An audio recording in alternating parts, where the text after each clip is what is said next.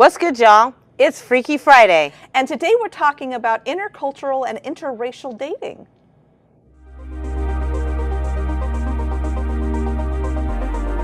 Welcome to the Renegade Relationship Realists with Rev-N-Rachael Pierre McAllister and Rachel Dilling. Please be advised, this channel is rated R for realism. I know you're wonderful, and I know that Kamisha's not the only girlfriend you've ever had, okay? So based on that, I'm asking that question. He'd never dated anyone before her. Yeah, right. She's the only one. Yeah, right. No. So is there anything that you would say is different based on who? Sex on who, on her race? I would say there's more passion. I like that. There's more soul. There's more energy. There's more excitement. Oh, I like you. Hit me a high five.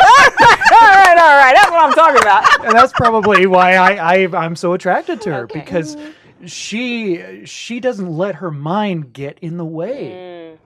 Okay. I think And you white know, as people white can girls, do that. we do. Is that really this? I've heard that. I have heard that. I mean, I'm not a typical anything. Oh, that's right. Never. Talk to you.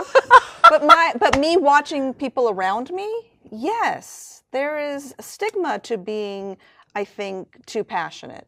I mean, there's the talk of it. Interesting. Let me double check and make sure what I'm saying is what I really believe, because it might not be. But is there a stigma? I think that there is that scarlet letter thing. Really? That goes along with it. And you know, when you think about when I think about the girls in high school that were sluts, they are all white girls in my school, and so we didn't want to be that.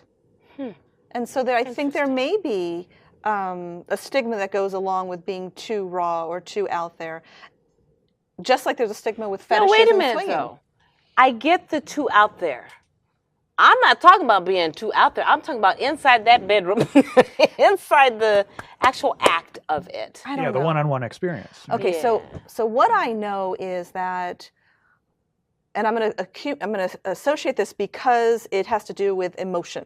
Okay. So what I have, as a chaplain and dealing with hospice, what I have noticed is that the lighter the skin, the more reserved people have a tendency to be. And here is my logic. I found that too in my practice. It's not sex. Okay. I'm talking about mourning. Okay. All right. And so in mourning, here's my theory, and it's not scientifically proven. Okay. Is that because the whiter your skin is, the colder the climate your ancestors came from. That when you have someone die and you're in the middle of a snowstorm, you got no time to mourn the dead. You got to keep yourself warm, you got to keep moving, you got to keep yourself alive. Okay, so the emotion we'll have to deal with later. Whereas when the climates are warmer, you got to deal with that death now. One, because this body's going to decay. Right. And two, you're not worried about dying in the freezing cold.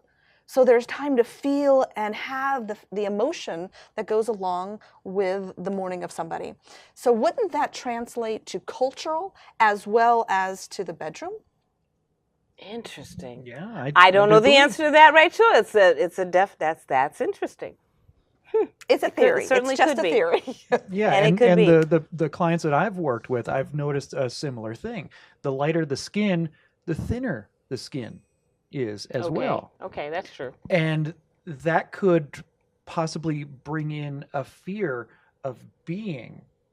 If your skin is thinner, then you feel more delicate and you feel like you can't really express yourself, or you might get hurt in some way. Interesting. Whereas if your flesh were a little bit thicker, a little bit darker, it's like you have the padding or the strength or the armor to just be yourself. That could be a possibility. It's a possibility. Another theory. I don't have a theory today. I'm just going to say.